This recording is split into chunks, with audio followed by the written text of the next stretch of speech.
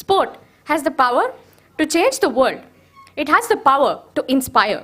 It has the power to unite people in a way that little else does. This is a quote by Nelson Mandela. On this note, good morning, esteemed guests, speakers, and participants. Today, we come together fueled by the dreams of a brighter, more inclusive, and innovative future for the sports in India. The inaugural Indian Sport Management Conference 2024 is not just an event. It is a movement to drive the transformation of India's sporting ecosystem, embracing innovation, inclusion, and integrity as our guiding pillars. Hosted at KJ Somaiya Institute of Management, Somaiya Vijayaraghavan University, this conference brings together trailblazers and thinkers from across the globe to inspire change and shape the narrative of sports in our country. I invite each of you to actively engage, share, and collaborate as we step into this journey of redefining sports in India. To kickstart this conference, I now call upon Dr. Raman Ramachandran to the dais. Raman Ramachandran sir is an accomplished leader with over 22 years of experience at BASF, the world's largest chemical company. We welcome you, sir.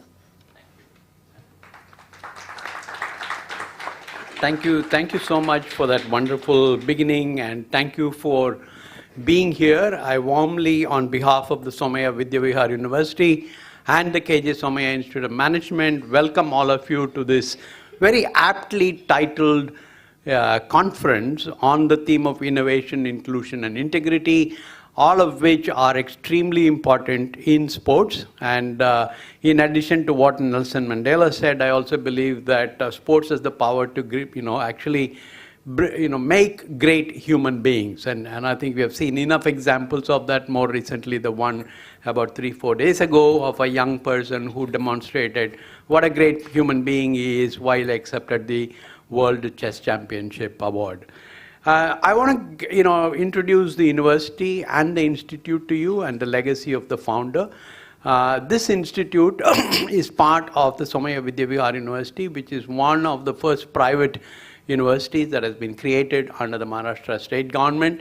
It's only about 5 years old. However, this whole educational ecosystem that you see here is actually more than 82 years old, and is the legacy of KJ Somaiya, whose name you kind of see attached to several of the institute, who is the grandfather of the current chancellor, who created a lot of wealth in the sugar industry, but had the wisdom to actually say that what the country needs is really knowledge, people who are educated, knowledge, because he believed that knowledge alone liberates. And hence, from 82 years ago, he started by first setting up a school in rural Maharashtra, catering to people in the villages because there was no school at that time. From then onwards, what we are, for example, the Management Institute in this particular place is 44 years old and is one of the oldest management kind of schools that you will find in the city of Mumbai. So we also have an engineering college, right next to across the building here, which is actually 42 years old. So it is an agglomeration of educational systems, and under the Somaiya Vijayaraghavan Trust today, we have 36 institutions ranging from higher education institutions like this. If you go across about 20 minutes on the Mumbai Expressway, on the other side, there is a whole ecosystem called Somaiya Ayurvihar, which is dedicated to medical sciences. So there is physiotherapy school, there is nursing school, there is a hospital with medical school, and also Ayurveda school. So it is also combining tradition with modern science. And we have, all the way in Madhya Pradesh, schools that are dedicated to tribal children. If you go to Kutch, there is actually a university called Kala Mandir, which is dedicated to artisans in that part. So that's a very broad ecosystem that we have. Coming to sports, both the founder and definitely our current chancellor are highly committed to sports. So our current chancellor actually is a squash champion from Cornell University, and hence before building anything, he actually built a few squash courts here, and we are also privileged that in the inter-university sports, I think we have at least 3 top ranked players from this university. So all of you are visiting us, you would have seen the sporting facilities as you came in, the running track, etc. But please don't miss out on the Eklavya, which is an indoor sports complex that we have, with quite a lot of facilities. So, the chancellor and the visionaries and the management really believes that sports has to be part of education today. And that is why, in the city of Mumbai, right in the middle, we have been able to create an ecosystem like this. I want to specifically talk about, even the MBA program. So we have about 700 students, of which the sports program is a small part. But I can tell you that if we, as per our curriculum, every one of those 680 odd students have to do sports twice a week, although they are studying business, because I believe that sports actually shapes human being. It actually makes better human beings. And I have benefited from it, and I've always played sport, and even today continue to do that. So, I'm particularly excited that this particular management, sports management conference, we are able to host it. So thank you for agreeing to be part of this institute. I really wish you a great conference, great deliberations, and great insights and outcomes. Thank you very much.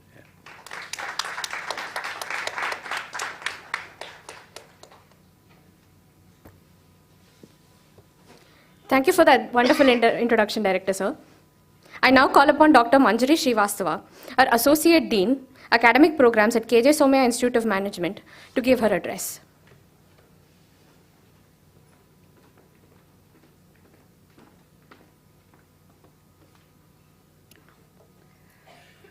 Yeah. Good morning, everyone. And I welcome you all to KJ Somaiya Institute of Management Studies for this beautiful conference that being hosted by the Sports Management Program Director, Dr. Meena, and her team.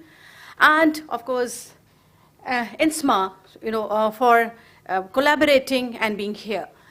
I think it's a wonderful opportunity for each one of us, because we know that as India is rising, sports are also on spurt, and we have gone beyond cricket. Of course, cricket is a very, very favorable sports in India, but then there's life beyond cricket, and the whole nation is coming together in working towards sports. And sports is one thing, that brings people together, irrespective of caste, creed, religion, whatever status. And it makes you that one great person that everybody is aspiring for, the whole person in terms of, spirituality, in your health, your mental health, your physical health, and everything. And I hope that we are going to leverage a lot of, knowledge from each one of you. There are going to be a beautiful paper presentation which talks about the sports management. And then sports management is something, that's, we all know it's very, very important. It's like, what goes behind when we see any event, whether it is, Asian Games or it is Olympics or any other kind of international games. The entire event management is something very, very important. If that fails, it will all crumble down. So your input, your talent, your skills are of utmost importance for the success of any sports everywhere in the world. And this conference, which is being hosted over here, I'm sure is going to give us some light. It is surely going to improve our sports management program, because we believe into it. You just heard Dr. Raman, who talked about it. You heard about the chancellor, who has a very strong believer of having, a holistic education and holistic management. So sports is something integral part of everyone's life. Being in Mumbai, we realize that sports for many it just remains a dream. It just remains within home, whatever, or the kind of, changes which are happening because of the social media, people getting, totally, attached or I would say addicted to the smartphones and other kind of gadgets. The real live sports, the physical fitness thing is just going away. I think we all are part and parcel of this dream that we make India happy, we make India healthy, and we make our life beautiful. And I think this conference is one of those initiatives.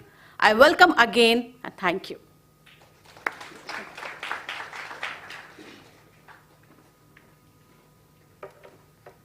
Thank you, ma'am, for that wonderful speech. Our next speaker for the day is Dr. Sarthak Mondal, the president of INSMA. We welcome you to the dais, sir.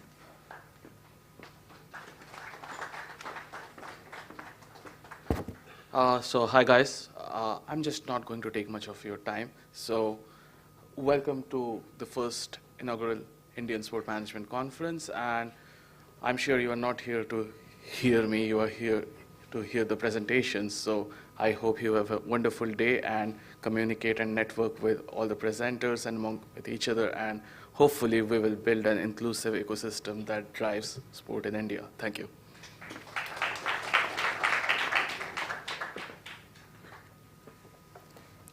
Thank you, sir.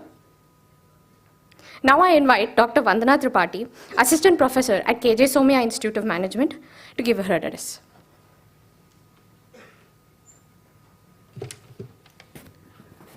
Good morning, everyone. I welcome all of you here. I think my colleagues here have already established that the relevance of this conference, so let me take this opportunity to perhaps bring out what you all don't know, maybe some behind the scene, because this is also very important to be brought out to the wider audience. Because one of the major purposes of conference, while you want to listen and learn from each other, is also to network. And this conference, I'm very happy to share with all of you. It started with one connection that we did over LinkedIn. It all started with one conversation. Hey, can we get on a Zoom call and get started with something that I want to break through in Indian market? And that's how Sarthak sent that one message on LinkedIn, and we all got started.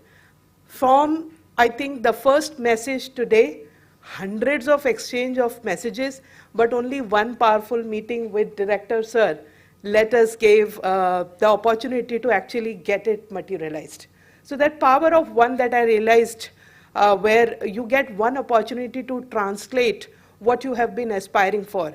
So we started our curriculum in MBA Sports Management specifically 4 years back, but this is our first conference. So one is again powerful for us because we are setting a benchmark for all our future aspirations in this endeavor. I really, really thank INSMA to have brought together so many colleagues. I'm grateful that many of you are already here early on. In fact, there has been a delay from our side, so I'm extremely apologetic about it.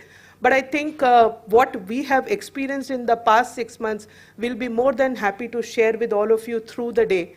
And I welcome you also to kind of reach out to each other during the smaller breaks that we have announced. So while it sounds smaller, but I think the LinkedIn connections will be there that you can leverage through the day and hereafter as well. Once again, thank you all for being here and enjoy the day. Thank you.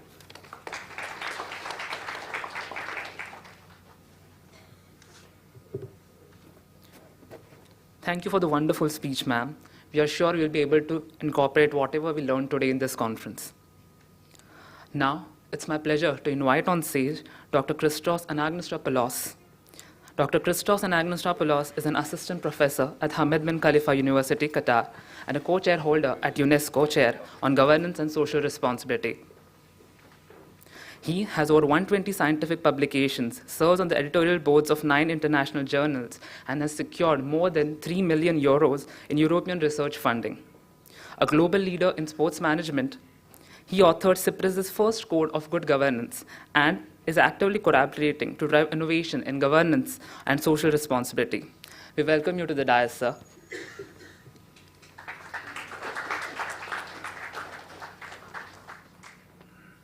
Can I use the click here?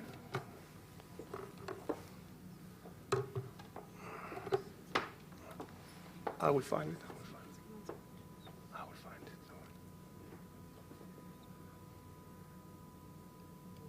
You have saved it? Yeah, it's here. It's here.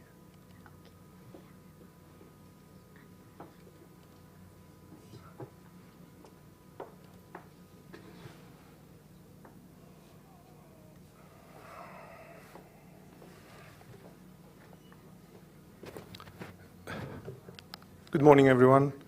There is always a trap when you call a conference first conference on something.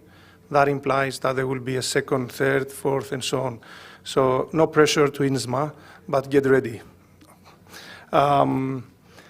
It's a great honor for me to stand before you. Thanks to Somaiya University, to the Indian Sport Management Association for making this happen. It is an honor because I feel, being around over the last 3-4 days, that something is happening in this country. I think I can feel the buzz. I can feel the aspiration. I can feel the dream. I can sense it. And being part of these very first steps towards a journey that I don't know how it will end. It is a huge privilege. So big thanks to the organizers, to INSMA, and all the nice words finish here. Now I will be a little bit unpleasant. So I'm just giving you heads up, all right? Now, let's see how that works. Is it on? This one?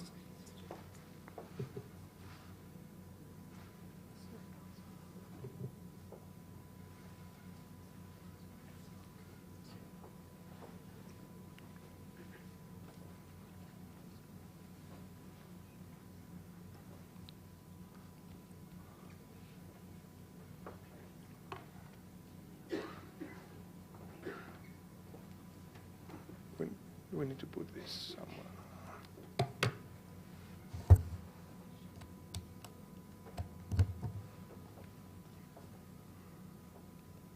Good. Now,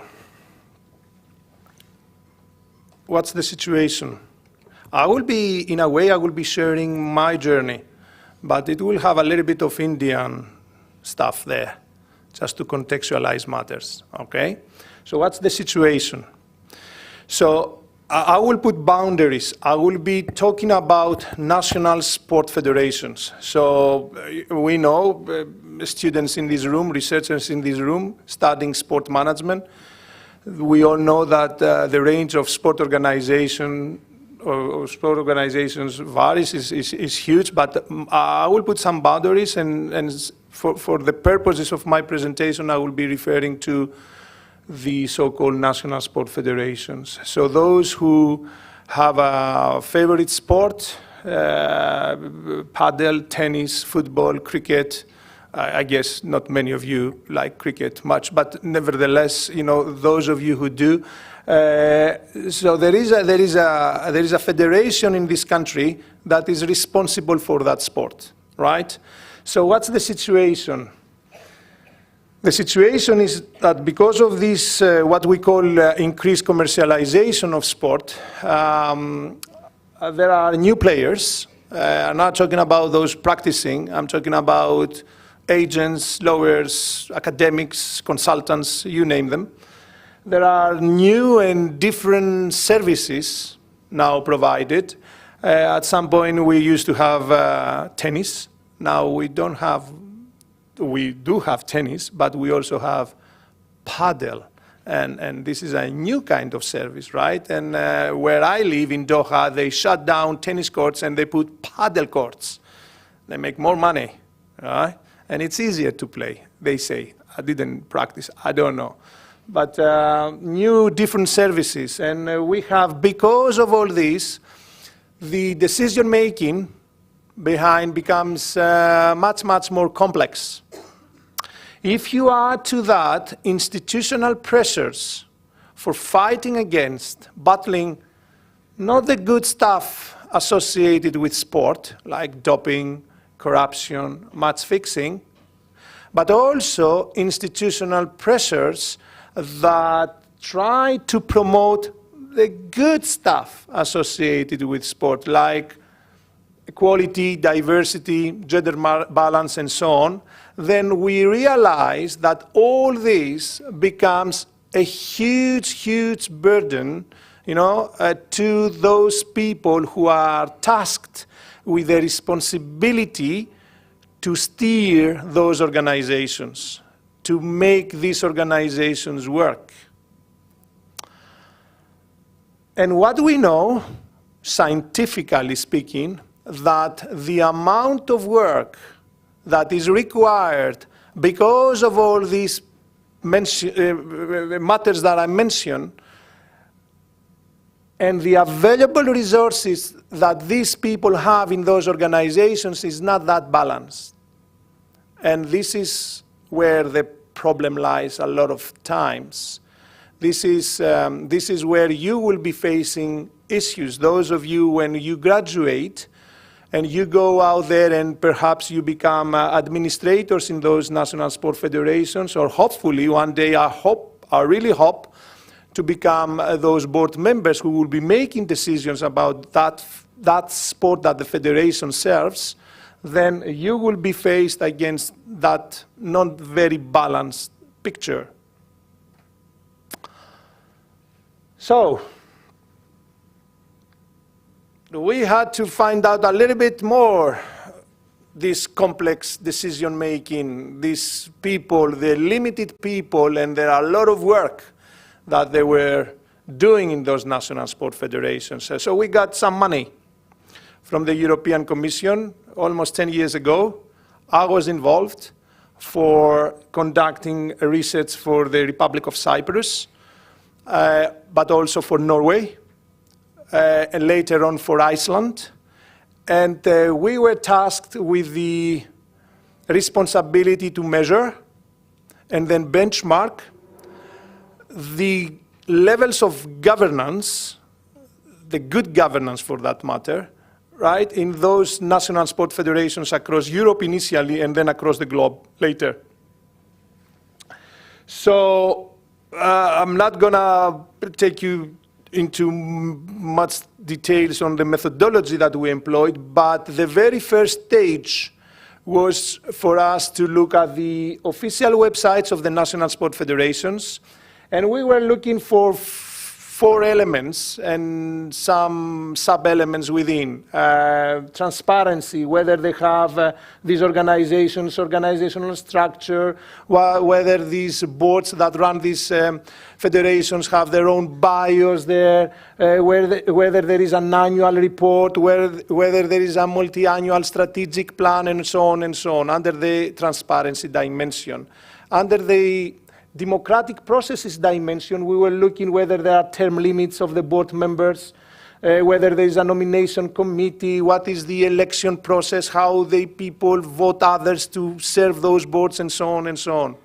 Under the accountability and control, we were looking for clear separation of power between the CEO and the board members, annual evaluation of the board's performance, external auditing, and other things. And finally, under the social responsibility, what sort of staff activities these federations do to promote a clean competition or dual career or consulting with coaches, athletes, and post-career developments for all these athletes that are.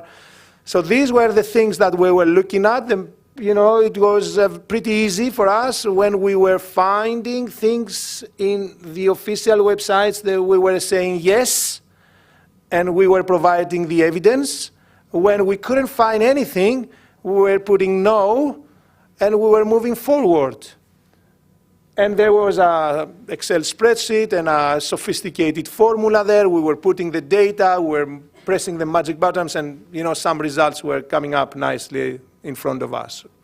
But that was the stage 1. Stage 2, we had to go and speak to those people, those federations, and say, by the way, I was looking at your federation and I couldn't find this and that. No, Christos, it is there. Oh, where? It's there. Click there. Oh, sorry, I missed that completely. So yes, the no became yes. And the other way around.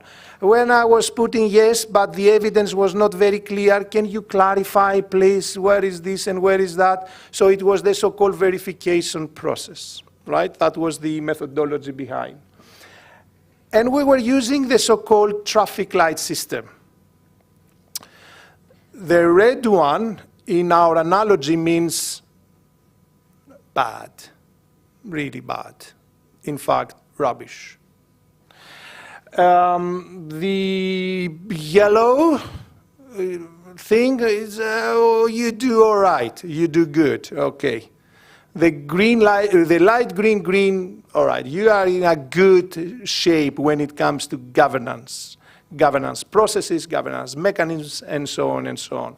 Now so the red, the 0 to 19%, that means nothing. You don't do anything about that, anything at all, zero. And by the way, there were 4 dimensions, as I mentioned, 4 dimensions, 46 principles I show you, and within these 46 principles, 274 indicators. So we were going through each one of those indicators that was corresponding to a principle, yes, no, yes, no, yes, no. And at the end, we had the total, and the positioning under the not fulfilled, the weak, the moderate, good, very good, right? So initially, 2017, we started with the National Sports Governance Observer, with the Play the Game leading the project, and different institutions, academic institutions behind. And then the National Sports Governance Observer number 2 was introduced, where I did, with a couple of students of mine in Norway, the research for Iceland, and where you, India, has been part of as well. So I would like you to try to remember these colors, right? Keep green in mind, and red as well. Now, we are talking about 25 countries, about 175 national sport federations in total. So we talk to 175 organizations, that is federations. If you times that, let's say average 10 people each board, you get closer to 2,000 people, whatever, right? Something like that. So a lot of data behind. So each country had to do these 5 federations by default. All of them, we had to look at handball, athletics, football, swimming, and tennis. Okay? But because not all countries have, let's say, look, in my case, in Cyprus, compared to Norway. Norway, cross-country ski is #1 sport, right? In Cyprus, if you talk about cross-country ski, they will look at you like, what? You know, so we were giving the leeway to decide and pick up 2 or 3 other federations that we feel that are closer to the national culture, if you like, and do the research for these 3 too. Or we have the option to go for the National Olympic Committee. So we opted for the Cyprus Olympic Committee plus triathlon and gymnastics, because triathlon should be one of the most important sports in the country. We have obviously sea, we have good roads for cycling and running. So that was the decision behind. So 8 in total, desk research through the official websites, and then verification process by talking to those board members. In my case, for Cyprus, I did for all national sport federations, because I will show you in a while, the idea behind was to build the first ever code of good governance behind this research, where in fact, the Cyprus Sport Organization, which is the highest authority of sport in the country, was trying to legitimize that tool. And unless you have some data to show, I think any type of tool of this kind is debatable. You need to legitimize it. So this research helps us towards this end. Now, these are the 46 principles that fall under the 4 dimensions: transparency, democratic processes, internal accountability, and societal responsibility.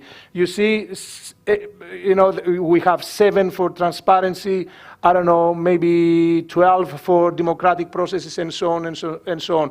Gender equality policy, annual report, remuneration, how much money and where do they spend, if they get any money, the board, conflict of interest procedures, appeal procedure, code of conduct, external audit, coaches' participation, volunteers' participation, anti-discrimination policies, anti-doping policies, sport for all policies, environmental policies, 46 principles.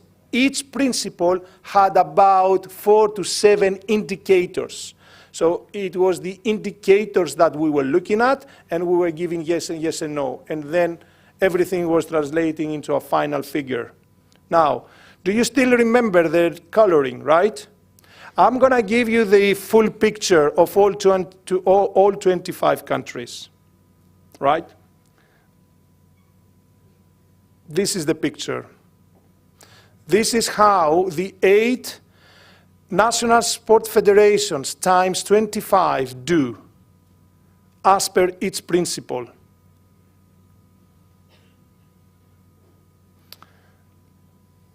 This is you. That is India. Now, I don't think it is by accident here for me to standing in front of you, because we share a common thing. Now, initially, this is National Sports Governance Observer number 1. This is the first bunch of the countries. Cyprus had the privilege to be the negative outlier in that bunch. So we won everyone. We're really, you have to reverse the table, right? But we were the winners. Up until the second bunch, the National Sports Governance Observer number 2 was completed, where's my favorite, Georgia? Georgia was the winner. They did really, really well. Reversing the table, right? Now, but what we have in common is this number, 27%. That's how well both countries do when it comes to governance. Now, let me, just to put things into perspective, let me share with you the results of Norway, right? And now let me take you to the 2 countries that share this 27%.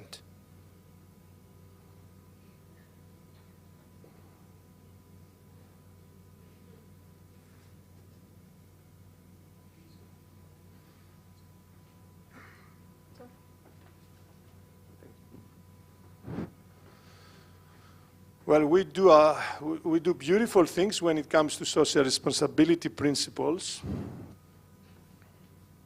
We are there is only one point here, right? You have a huge job to do, my friends. Those who study this sport management stuff, you need to go out there and fix the issues. This is not, you might argue that this is not super accurate, and I will agree with you, right? There've been books and studies and articles that even myself, we have questioned the methodology that we employed to have this picture, right? Let's not go into details. Let's agree that the methodology has been flawed, but however flawed the methodology has been, this is an indication. Right? Is it 60% true reality, 55%, 70%? You give me the number. But if it is 55, 60%, this is still something for us to think about.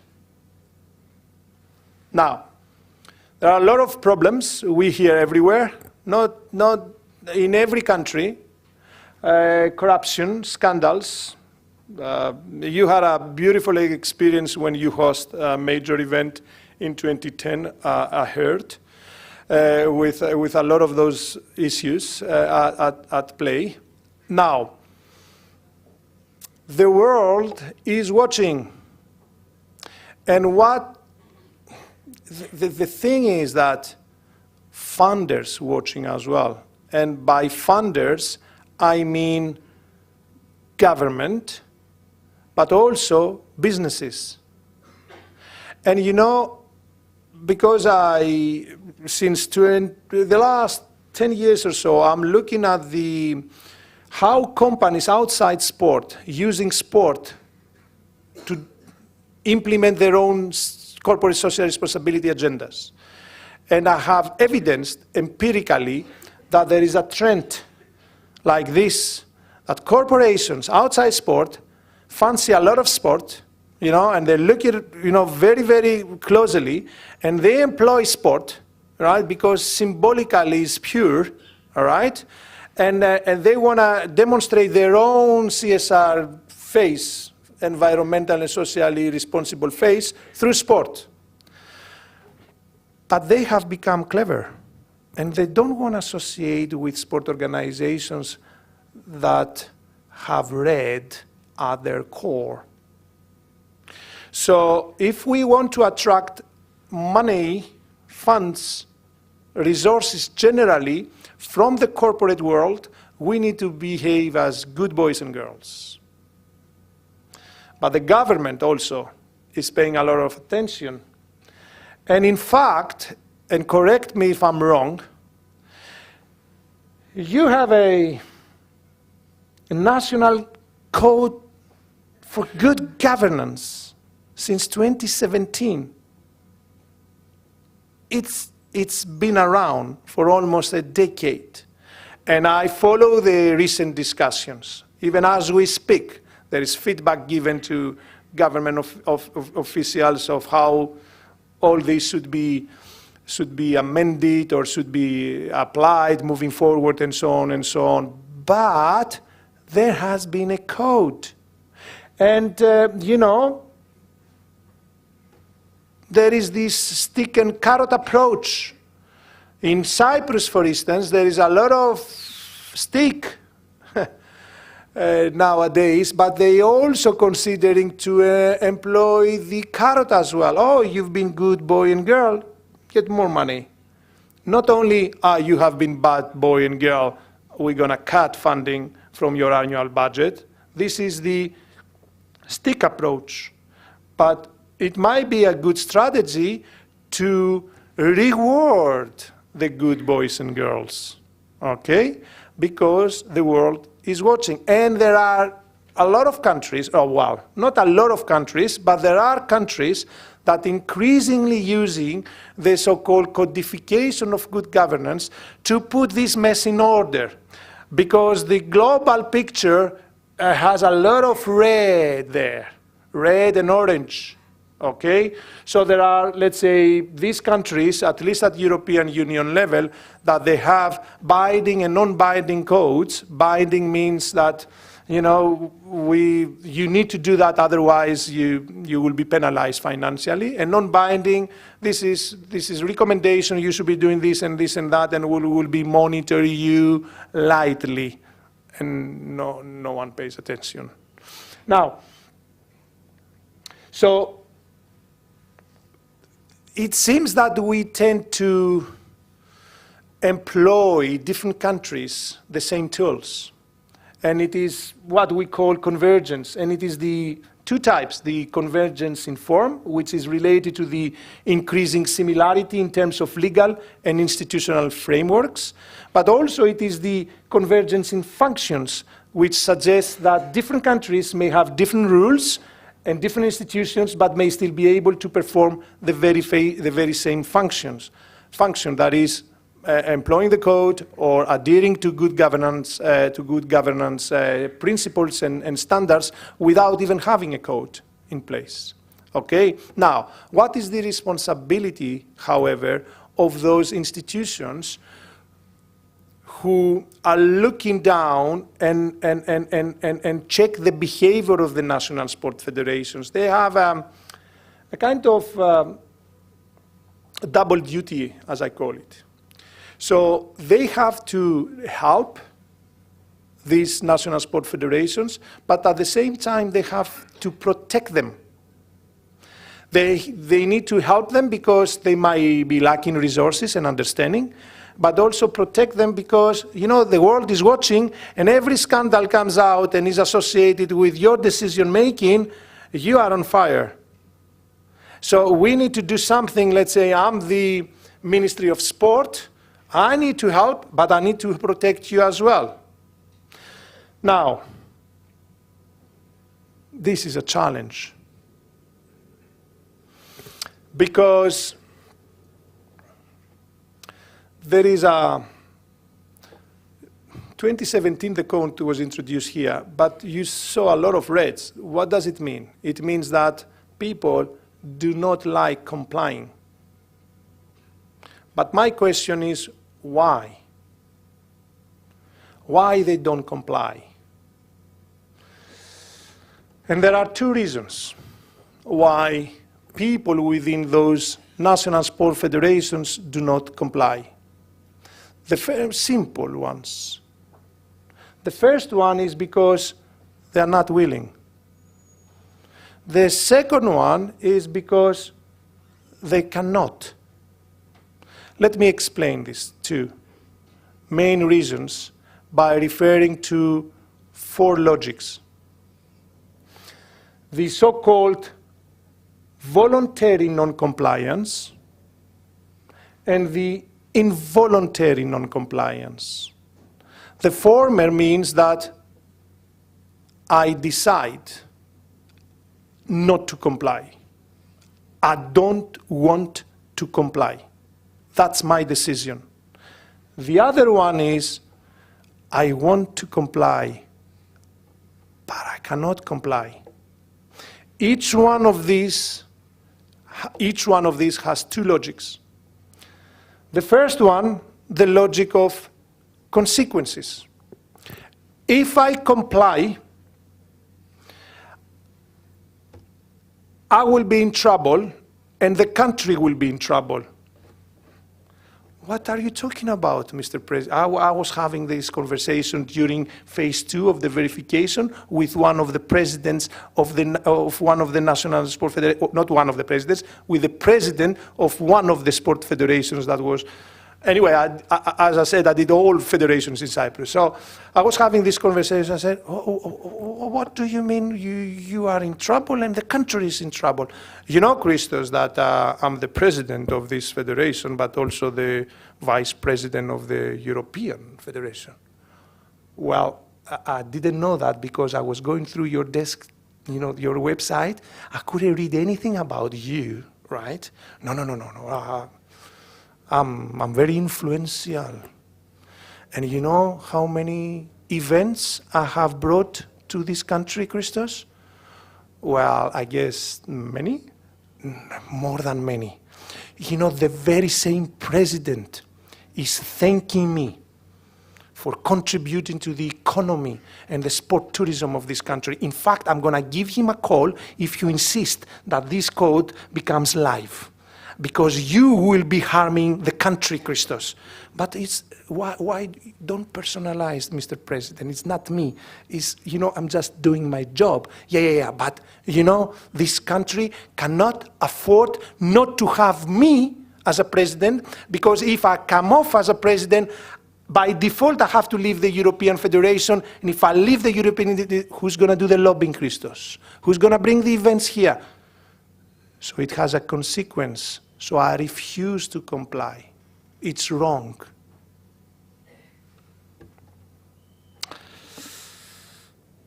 Then there is the logic of appropriateness that connects with that. You know, Christos, your article number 15. Well, it's not my article, it's the code's article, right? Yeah, doesn't matter. You know, your article, the code's article number 15 says that I will have to step down but this is not appropriate because as I explained to you, I will have to leave the, so, yeah, I understand, but how old are you, Mr. President? I'm 75 and I'm serving this board for a good 35, 40 years. And if I complied with this article, that means this federation is dying. With all due respect, Mr. President, I said to him, he is another president, by the way, I really wish you to live, and 100 years, 120 years, right? But biologically speaking now, we all know that regrettably, at some point, we're gonna leave from this earth, right? So if you die, one day it will happen, your federation dies too.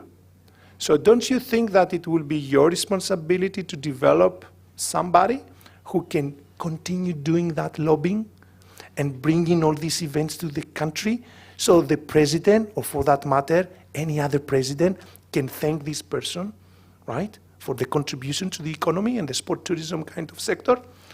So he was saying to me that it is both, excuse me, inappropriate because it has the consequences as well. So they were refusing voluntarily not to comply. But in this country too, there are other people who are willing to comply, but they cannot. And they cannot because of the capacity limitations. Christos, you know what? Don't tell anyone, but I'm the only board member who actually works in this federation, actually does work. And I have only one administrator who currently is picking up the phone and is trying to book tickets for the athletes to go to the Commonwealth Games next Monday. And you want me to upload all this on the website, etc. Well, I really want to do that. I really want to contribute to the transparency of my federation. But nobody else is around. How can I do this job? I think everything that you have put there is super cool. And we should all do that. But I'm struggling. I think priority is to book the athletes' tickets and make sure that, the boat, for that particular sport will reach on time so this athlete can compete. I hear them.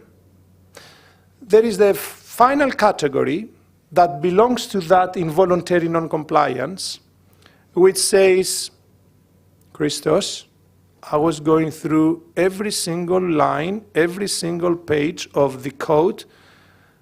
Apologies, I haven't got a clue what you're talking about. I don't, you know what? I'm serving this federation for a lot of years, and I follow you. Yeah, you've been great. Yeah, influential. Yeah. I haven't any college education. I finished school, barely, right? I can write, I can speak, not to the television, right? To you, comfortably. But, when you come all this legal stuff and, we should do this and that, I don't really get it, I really want to do these things. They seemed, I don't know, they seem right. I don't understand them, but we should be doing, I guess, right? Yeah. Can you help me?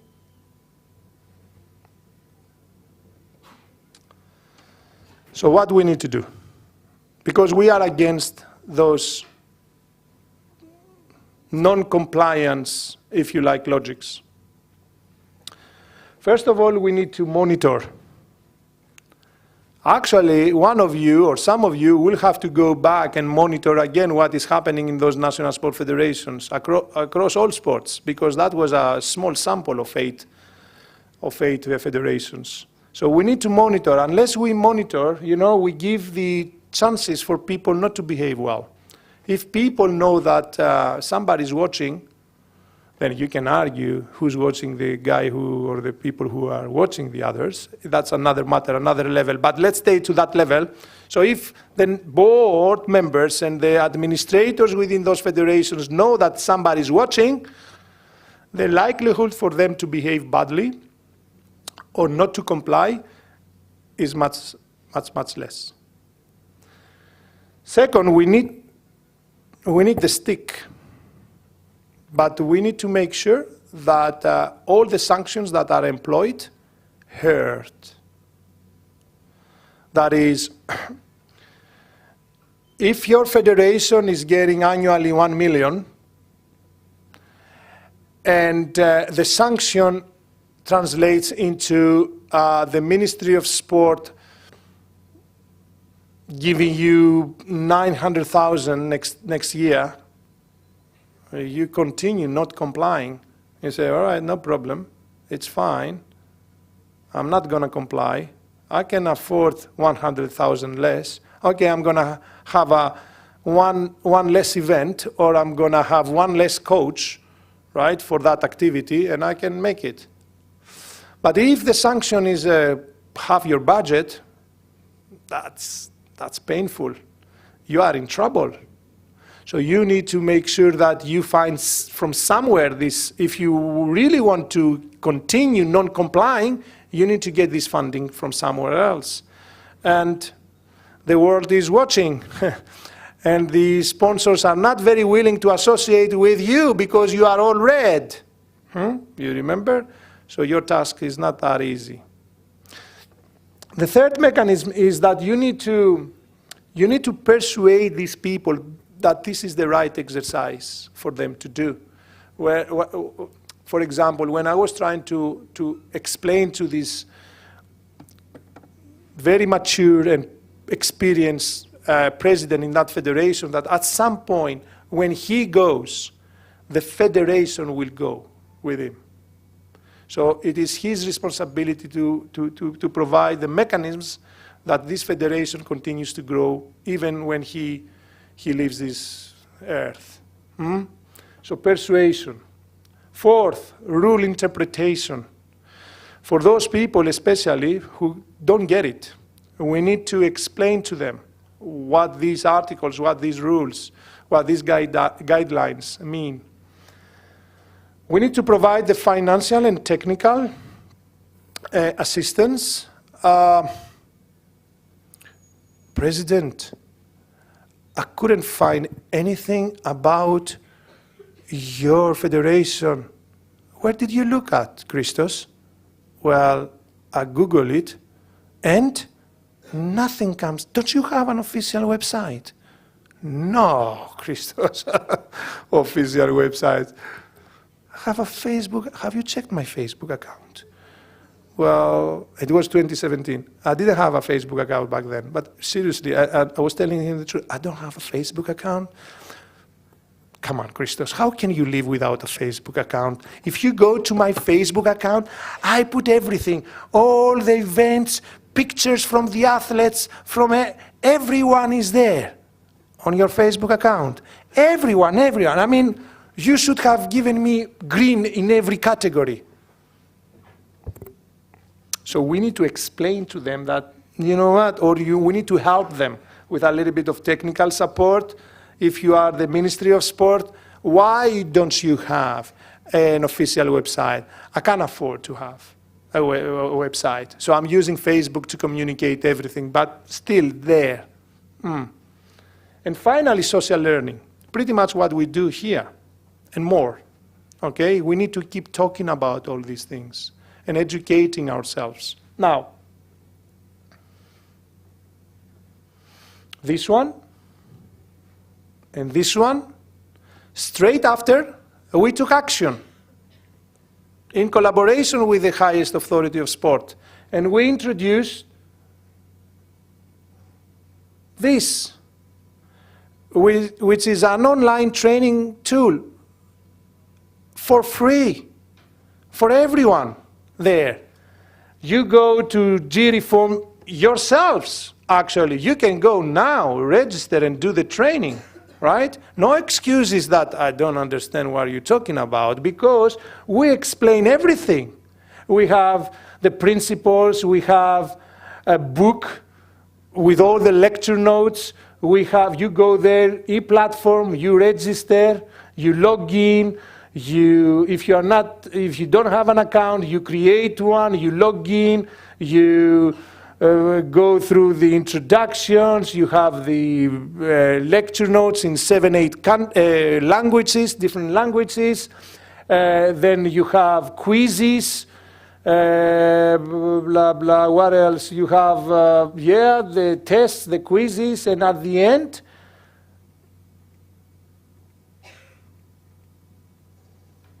you get a certificate as well. So it took us about 3 years to develop this kind of online training. We got almost $500,000 from the European Commission, and together with all partners from Poland, from Lithuania, from Italy, and other countries, we created this because people say, we want, but we cannot. We don't understand.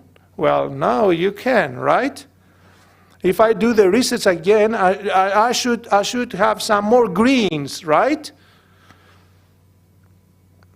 When it comes to capacity building, the highest authority of sport in that country that I conducted the research for provided a central accounting unit, provided an electronic archiving system for all federations to putting all the material there.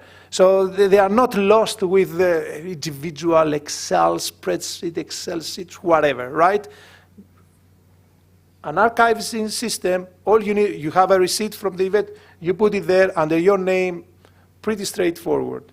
They even provided standardization for the websites. Not every federation employed this standardized kind of format, but those, like my good friend, talking about the Facebook account, they did, right?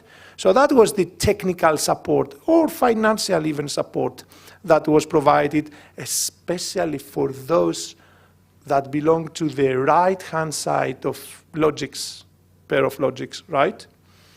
And they're working on the new law now, and they try to make a compulsory adherence to the principles of good governance as per the code. They wanted to make it compulsory through the law, because if it is not a law, they can always ignore.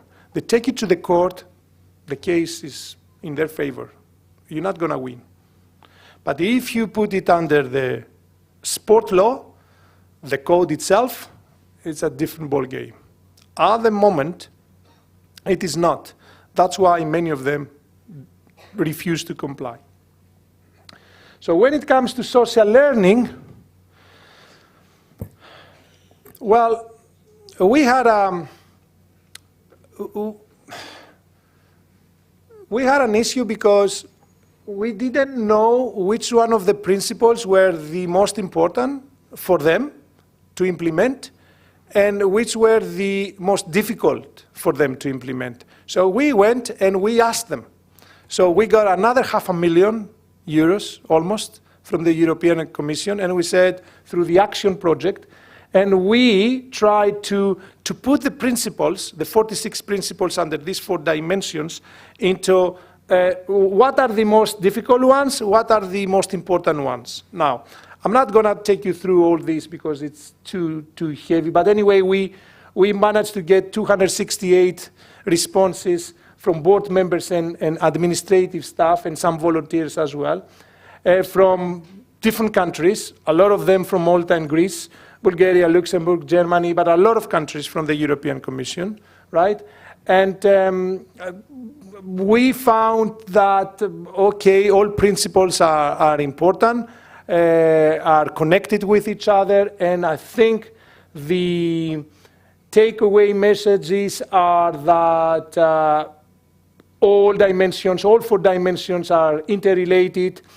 The principles have a high level of importance, all 46 of them. The more important principle seems to be the least difficult to implement, which is an oxymoron. Think about that. The more important seems to be the least difficult to implement. There is no difference in how staff and volunteers of those organizations perceive the importance of good governance dimensions.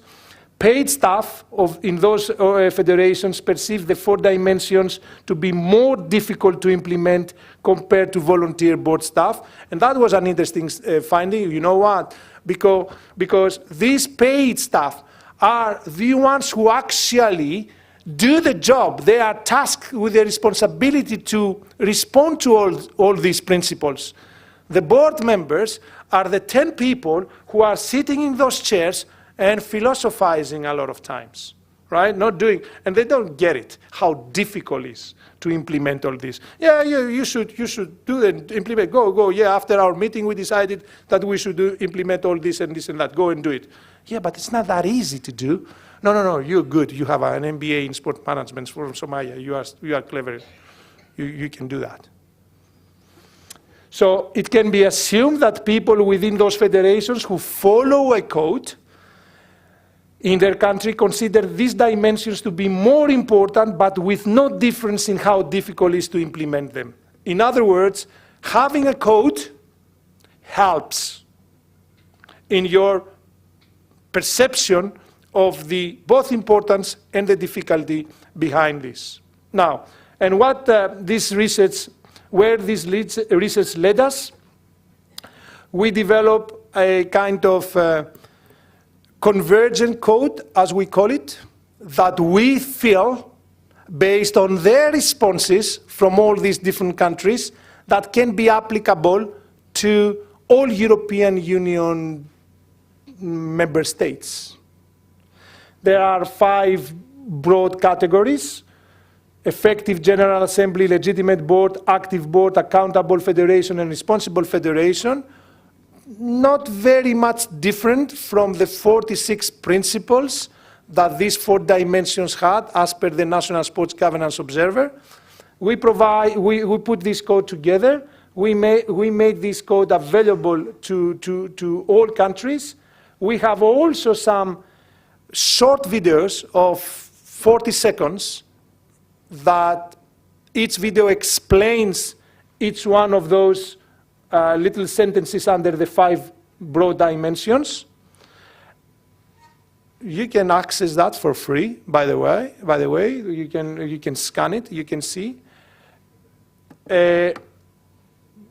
But the point here is that we work mainly for them who really want to comply, really want to transform for the better, for their own federations, their own organizations, to make them look greener, metaphorically speaking, but also, as per the greener agendas as well, right?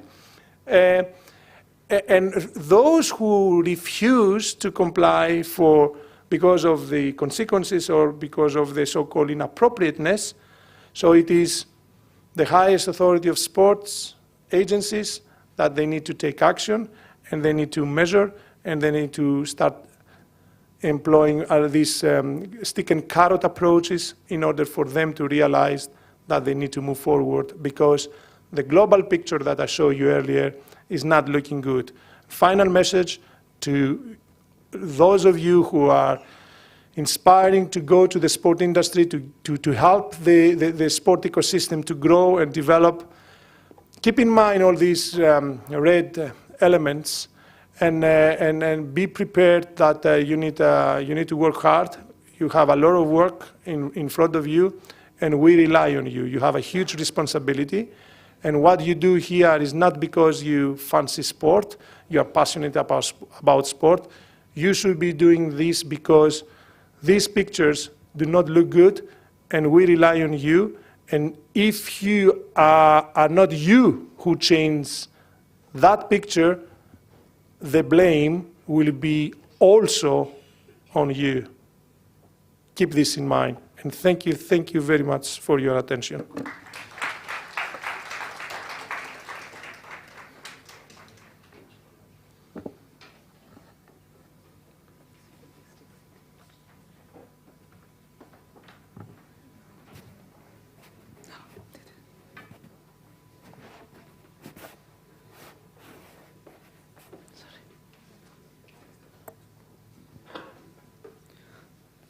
Thank you so much, sir, for making us aware of the grim ground reality of sports governance across the globe and suggesting such innovative solutions for establishing good governance in sports.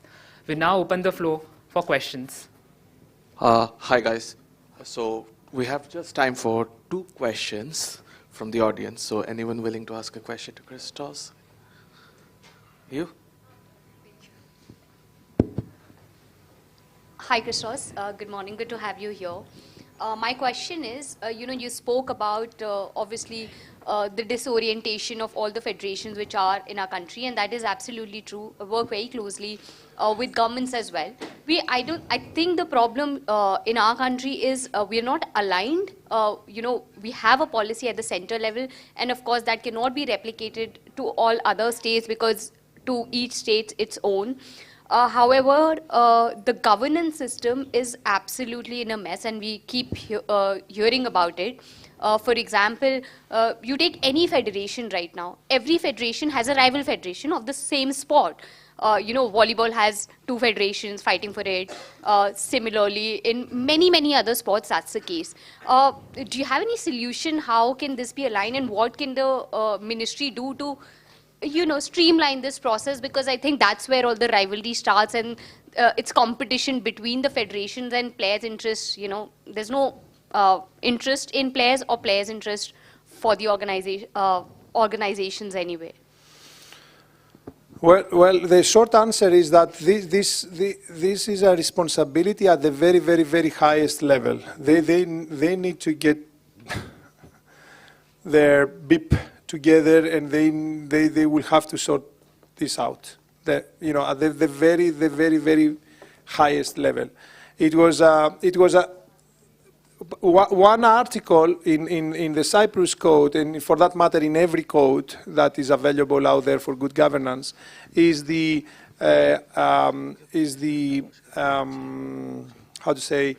introduction or the existence, in fact, of a strategic plan within the sport federations. And what we noticed doing this research and going through this consultation in phase 2 is that in one case, for example, the federation was smaller from a club. The federations, the members of the federations are the clubs, right? So that club was bigger than the federation itself, revenue generation, you name it. And they were doing whatever they wanted without consulting the federation. And we went to the federation and we said, do you know that this club is hosting this international event? Have you given the okay to do that? Do you know that they shouldn't be doing that unless they got this? No, because they have contacts there. So it's not exactly the same, in India's case, but it's close to that scenario of non-harmonization between, the different federations and the federations and their own clubs. So this to be resolved, the only solution, in my view, should be at the highest authority of sport, at the government. Otherwise, the political element behind these conflicting federations will not allow people to sit in the same room and discuss, for the best way forward for the sport they love and serve. So I cannot see any other way how you can resolve that. But the fact that the governance, as you say, you call it a mess, I think I gave you the reasons why, the 4 reasons why this red picture looks as red as is, because of these 4 logics. There are people who believe that it is not appropriate for their own reasons. That they are afraid that if the term limits principle will kick them out, that will have a consequence. And these people serving this board, they go to Paris Olympic Games with paid tickets to watch the games for free. And if they are outside of the board, they will be missing those free tickets and the games. So that will be the consequence, and they decide not to comply. So we have the 4 reasons. Thank you, Christos. Anyone with any more questions?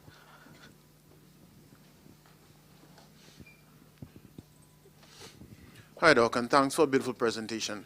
You made mention of the fact that there is the situation that exists with the commercialization of sport, and that add into that issue. Would you not see that the way international sport is structured and their employment of that same carrot and the stick mentality, that it facilitates those issues and discrepancies that we see in the application of good governance principles and codes? Well, everything, absolutely yes, is the short answer. Everything is connected. And because Play the Game, that team over there in Denmark has done, before the National Sport Governance Observer, they done a research that the Governance Observer, right, that look at the international federations. So we can see the patterns coming from, the international bodies all the way down to the national bodies. And we see some really good international federations that translate into really good national federations in many countries, not all of them, and that gives you the answer, the idea of how, if from the top everything works somehow okay, that filters all the way down to the national level, and from a decent federation. If the federation is decent, the clubs are decent as well. And if the clubs are decent, that means they have good coaches. And if you have good coaches, that means the athletes are safe, and the parents are happy, and the community is growing. So everything is connected. I wouldn't agree more to your point. Thank you, everyone, for the questions. Christos is here throughout the day. So My pleasure. you can network with him in our networking event. So yeah, I will pass it on to the host again. I will now invite Professor Meena Barot, Program Leader, Sports Management, to kindly come on stage and felicitate our esteemed guest, Dr. Christos Anagnostopoulos.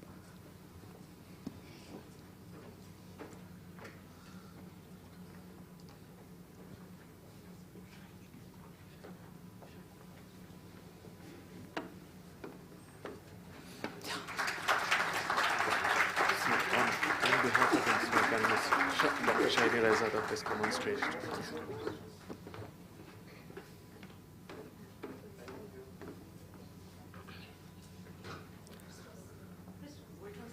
On behalf of INSMA, I request Dr. Shaini Raizada to please come on stage and felicitate our esteemed guest, Dr. Christos Anagnostopoulos.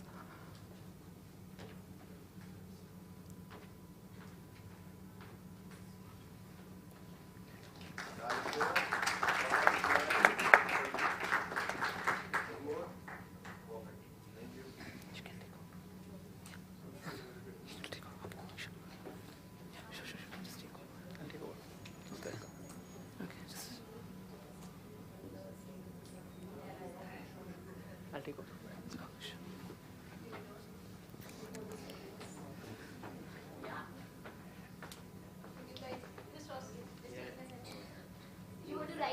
Say cheese.